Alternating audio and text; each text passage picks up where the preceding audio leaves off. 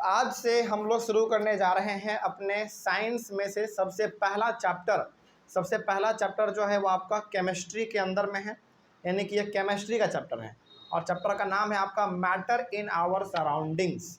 देखिए, इस चैप्टर को ना हम लोग दो हिस्सों में बांटेंगे। पहला तो ये कि इस चैप्टर में थ्योरी वाला पार्ट ज़्यादा है, मतलब कि जिसको आप केवल सुनेंगे और सुन के ही आप उसको समझ जाएंगे। पहला बात ये हो गया। और दूसरा बात, इसमें कुछ प्रैक्टिकल यदि करने की ज़रूरत पड़ेगी आगे चल के तो हम लोग प्रैक्टिकल भी करेंगे अपने क्लास में बोर्ड पे, ठीक है। हालांकि इसमें प्रैक्टिकल तो करना ही पड़ेगा हमको, क्योंकि इसमें कुछ चीज़ें हैं जो कि हमको समझाना पड़ेगा, तो वो हम आपको अपने बोर्ड पे आके एक्सपेरिमेंट करके भी हम समझाएंगे, ठीक है। लेकिन जो पार्ट केवल सुन के ही समझा जा सकता है, स्क्रीन पे देख के समझा जा सकता है, यानी कि जो थ्योरी वाला पार्ट है केवल उसको हम लोग अपने स्क्रीन पे ही कर लेते हैं, ठीक है। तो घबराने वाली बात बिल्कुल भी नहीं है, हम लोग प्रैक्टिकल भी करेंगे और थ्योरी वाला पार्ट है तो उसको केवल पढ़ के सुन के समझ भी लेंगे, ठीक है। चलिए तो शुरू करते हैं। सबसे पहला चैप्टर है हमारा मैटर इन आवर सराउंडिंग और ये आपका केमिस्ट्री का चैप्टर है, ठीक है। देखिए, सबसे पहला यहाँ पे ना किसी भी चैप्टर को पढ़ने से पहले उसके मतलब को समझिए। मैटर का मतलब यहाँ पे क्या है ना, इसको सबसे पहले आपको समझना पड़ेगा। लिखा हुआ है सबसे पहले स्टेटमेंट में, everything in this universe is made up of material which scientists have named matter. मतलब कि हम लोग आ चुके हैं अपने एनसीईआरटी बुक पे, ठीक है। आपके पास यदि एनसीईआरटी बुक है तो आप एनसीईआरटी बुक देखिए, और यदि किसी के पास नहीं है तो वो यहाँ पे स्क्रीन को देखेंगे, ठीक है। और ऑनलाइन वाले बच्चे यदि आप लोग देख रहे हैं तो आप अपने सामने एनसीईआरटी बुक जरूर खोल के रखिएगा। लेकिन हाँ, नोट्स यदि आपको बनाना हो तो आप यहाँ से इसका वीडियो को पॉज करके या फिर स्क्रीनशॉट लेके भी नोट्स बना सकते हैं, ठीक है, क्योंकि सारा चीज़ आपका एनसीईआरटी से दिया हुआ है। सबसे पहला पॉइंट यहाँ पे लिखा हुआ है, everything in this universe is made up of material which scientists have named matter. यानी कि ये कहा जा रहा है कि इस पूरे ब्रह्मांड में जो कुछ भी बना हुआ है, जो कुछ भी आपको दिख रहा है, वो बहुत ही छोटे छोटे हिस्सों से मिलके बना हुआ है और उसी छोटे छोटे हिस्सों को क्या नाम दिया गया है साइंटिस्ट के द्वारा? मैटर नाम दिया गया है। फॉर एग्जांपल, मान लीजिए यदि हमारा ये बॉडी है तो ऑब्वियस सी बात है बॉडी बहुत ही छोटे छोटे सेल से मिलके बना हुआ है ना। तो उसी को इन्होंने क्या नाम दे दिया? मैटर नाम दे दिया, ठीक है। चूंकि यहाँ पे हम लोग सेल का एग्जाम्पल नहीं लेने वाले हैं क्योंकि ये केमिस्ट्री है। सेल हमारा किस में आ जाता है? बायोलॉजी में आ जाता है। बस एक एग्जाम्पल के तौर पर हम आपको बता रहे थे। जैसे फॉर एग्जाम्पल मान लीजिए, जैसे ये प्लास्टिक बोतल है, क्या ये प्लास्टिक बोतल सिंपली प्लास्टिक से मिलके बना हुआ है? नहीं, प्लास्टिक भी बहुत ही छोटे छोटे पार्टिकल से मिलके बना है और बहुत सारे छोटे छोटे पार्टिकल्स को मिलाया गया, ऐड किया गया, तब जाकर हमारे यहाँ प्लास्टिक का बोतल तैयार हुआ है, ठीक है। आगे बढ़ते हैं फिर। अब आप जान लीजिए मैटर का प्रॉपर डेफिनेशन यदि पूछा जाए, और मैटर का जो डेफिनेशन है ना सबसे आसान है लेकिन उसको समझना पड़ेगा। लिखा हुआ है, anything which occupies space and has mass is called matter. देखो, डेफिनेशन इसका बहुत सिंपल है लेकिन इसको समझना पड़ेगा, बहुत गहरा मतलब है इसका। इसमें कहा जा रहा है anything which occupies space, space का मतलब यहाँ पे वॉल्यूम है ना, and has mass is called matter. मतलब इस पूरे ब्रह्मांड में वो हर चीज जो इस इन्वायरमेंट में कुछ जगह छेकता है और उसके पास क्या है? मास है, उसको हम लोग कहेंगे मैटर। एग्जाम्पल के तौर पे आपका पेन, यदि आप अपने पेन को अपने बेड पे रखते हैं तो वो बेड का कुछ हिस्सा जरूर वो ऑक्यूपाई करता है। तो वो क्या ऑक्यूपाई कर रहा है? आपका स्पेस ऑक्यूपाई कर रहा है। और पेन है भाई, पेन के पास अपना मास है। मास का मतलब क्या? वो वजन आपको नजर आता है कि नहीं? हालांकि मास एक अलग चीज़ है, बताएंगे मास और वेट में भी हम डिफरेंस बताएंगे, लेकिन आप फिलहाल अभी मास को ये समझिए कि उसके अंदर कुछ ना कुछ तो प्रेजेंट रहेगा ही रहेगा। कोई डाउट इसमें? तो जिस पूरे ब्रह्मांड में जो कुछ भी स्पेस को छेके, कुछ जगह ले ले इन्वायरमेंट में, और उसके पास क्या हो? मास हो, यानी कि उसके बॉडी के अंदर कुछ आपको देखने को मिले, उसी को हम लोग कहेंगे मैटर। तो अब इसका एग्जाम्पल दुनिया भर का हो सकता है। आपके सामने इतना कुछ दिख रहा है, ये व्हाइट बोर्ड, वाटर बोतल, आपका बुक, आपका फ़ोन, आपका कैमरा, आपका स्टैंड, आपका बैग, आपका टेबल, ब्रेंच, कुर्सी, ईंट, पत्थर, जो कुछ भी है सब का सब हमारा मैटर कहलाएगा, क्योंकि कहीं ना कहीं वो जो है स्पेस को ऑक्यूपाई कर रहा है इन्वायरमेंट में और उसके पास अपना खुद का मास भी है। कोई डाउट है इसमें? अच्छा, एग्जाम्पल के तौर पे अब आपको हम बताते हैं, क्या गैस एक मैटर है? गैस क्या गैस एक मैटर कहलाएगा? हाँ, बिल्कुल कहलाएगा, क्योंकि देखिए गैस भी इन्वायरमेंट में स्पेस को ऑक्यूपाई करता है।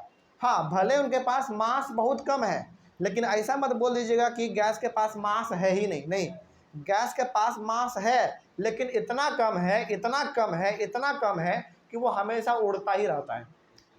हाँ, इसीलिए वो आपको दिखता भी नहीं है एक्चुअली। ठीक है, तो गैस भी हमारा एक मैटर कहलाएगा। तो मैटर का definition, anything which occupies space and has mass is called matter. तो कुछ भी इस ब्रह्मांड में जिसके पास कुछ स्पेस वो छेकता है एनवायरमेंट का, और उसके पास यदि मास है तो वो हमारा मैटर कहलाएगा। एग्जाम्पल आपके सामने बहुत सारा है, जो अभी आपके आसपास दिख रहा है सब का सब मैटर का ही एग्जाम्पल है। ठीक है, example air, food, stones, clouds, stars, plants, animals, water, sand etcetera, ये सब का सब किसका एग्जाम्पल है? मैटर का एग्जाम्पल है। क्या इतना ही एग्जाम्पल हो सकता है मैटर का? नहीं, बहुत सारा है, आप लिख भी नहीं पाओगे। जितना जितना सामान इस धरती पे है वो सारा का सारा एग्जाम्पल मैटर का ही है। उसके बाद फिर आगे बढ़ते हैं भाई। अच्छा, मैटर किन चीज से मिलके बना होगा? नहीं, मैटर मैटर किस चीज से मिलके बना होगा? मैटर मिलके बना होगा बहुत ही छोटे छोटे पार्टिकल से। यहाँ पे अभी एटम का वर्ड इस्तेमाल नहीं करना है, क्योंकि यदि आपको हम एटम, मॉलिक्यूल, कंपाउंड, एलिमेंट समझाने लगे ना तो फिर आप कंफ्यूज हो जाएंगे। वो आगे मिलेगा आपको, वो भी हम आपको समझाएंगे। लेकिन आप फिलहाल समझिए कि यदि इस दुनिया में कुछ भी आपको दिख रहा है तो वो कहीं ना कहीं बहुत ही छोटे छोटे पार्टिकल से मिलके बना हुआ है, और उसी को हम लोग क्या कहते हैं भाई? मैटर कहते हैं। ठीक है, आगे उसके बाद यहाँ पे कुछ और इंपॉर्टेंट बातें लिखी हुई हैं। जैसे यहाँ पे लिखा हुआ है, early Indian philosophers classified matter in the form of 5 basic elements, the panch tattva, air, earth, fire, sky and water. According to them everything living और non living was made up of these 5 basic elements. यहाँ पे बात किया जा रहा है कि हमारे भारत के बहुत पहले जो बड़े बड़े महान महान फिलोसफर हुआ करते थे, यानी कि जो बड़े बड़े ज्ञानी लोग हुआ करते थे, उनका ये मानना था कि इस पृथ्वी पे जो कुछ भी आपको दिख रहा है ना, वो कहीं ना कहीं इन्हीं 5 चीज़ों से मिलके बना हुआ है। यानी कि पंच तत्व, ये एक हिंदी वर्ड है। पंच तत्व का मतलब 5 तत्व, यानी कि 5 पदार्थ आप कह सकते हैं। तो हमारे भारत के बड़े बड़े साइंटिस्ट का, बड़े बड़े फिलोसफर्स का पहले ये कहना यह था कि इस पृथ्वी पे जो भी आपको कुछ दिख रहा है ना, वो इन्हीं चीज़ से मिलके बना हुआ है।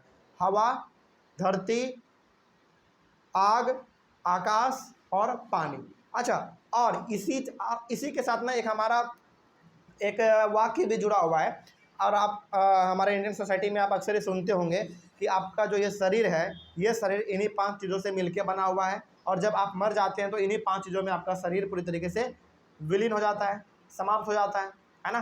तो ये जो थॉट था ये इंडियन फिलोसफर का थॉट था। ठीक है, आगे। लेकिन modern day scientists classify matter in 2 ways, on the basis of its physical properties and on the basis of its chemical properties। इसका मतलब यहाँ पे ये हो गया, सबसे पहले अच्छा भारत का बात करें तो भारत के लोग यानी कि भारत के साइंटिस्ट, भारत के फिलोसफर ने क्या कहा? ये कहा कि इस दुनिया में जो कुछ भी आपको दिख रहा है वो 5 ही चीज़ों से मिलके बना हुआ है।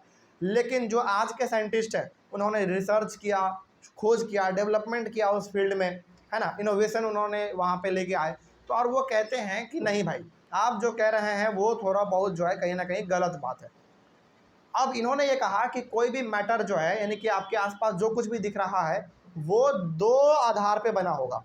पहला फिजिकल प्रॉपर्टी के बेसिस पे, और दूसरा केमिकल प्रॉपर्टी के बेसिस पे। अब फिजिकल प्रॉपर्टी और केमिकल प्रॉपर्टी क्या है इसके बारे में भी जान लीजिए। देखिए, on the basis of physical properties matter is classified as solids, liquids and gases.